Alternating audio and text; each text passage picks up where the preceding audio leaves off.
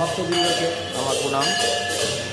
আমরা আজ 2025 অক্টোবরের আজকে 10 তারিখ 9 তারিখ না 9 তারিখ আমরা আজকে নিকুঞ্জ বনে প্রবেশ করছি। আপনারা আমাদের সঙ্গে থাকুন, হ্যাঁ আসুন দেখুন। নিকুঞ্জ বন আগে যেরকম ছিল চারদিকে খোলা ছিল, তা আমাদের বাদল মহারাজদের এতটা উৎপাত যে এখানে আমাদের মতন ভক্ত বা যারা চেনে না জানে না তাদের চলাফেরা খুব অসুবিধা হয়ে যায়। অতএব সেই জন্য চারদিকটা খুব সুন্দর করে ঘিরে দিয়েছে। প্রভু দেখতাম কি প্রবলেম নেই।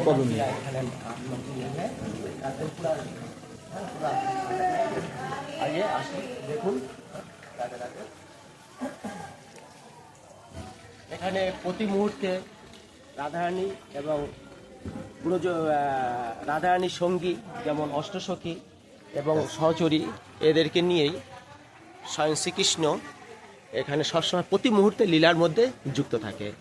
যাদের দেখার সৌভাগ্য হয় তারা দেখতে পায়, আমাদের মতন জনদের তো আর সৌভাগ্য নেই।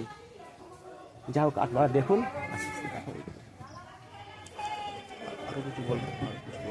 আর কিছু বলুন। তো আপনারা দেখছেন এই যে মৃদুবনের মধ্যে এই নিকুঞ্জ বনের মধ্যে এই যত যে গাছ রয়েছে, হ্যাঁ এরা গাছ নয়, এরা এক একজন সখী। প্রতি মুহূর্তে এরা লীলার মধ্যে যুক্ত থাকে।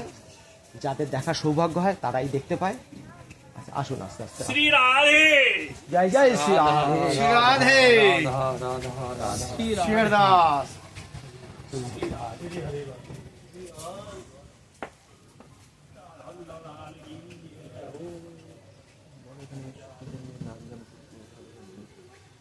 এখানে সখীদের নিয়ে নৃত্যর মধ্যে স্বয়ং প্রভু বিরাজ থাকেন। হ্যাঁ, সূর্য অস্ত যাওয়ার পরে 6:30 কি 7টা পর্যন্ত টাইম থাকে। তারপরে এটা টোটালি বন্ধ হয়ে যায়, কারো প্রবেশ এখানে হয় না, প্রবেশ নিষিদ্ধ থাকে। যেহেতু এখানে লীলা এবং নৃত্যর মধ্যে ভগবান বিরাজ থাকে তো সবসময়। অফ করে দাও। আবার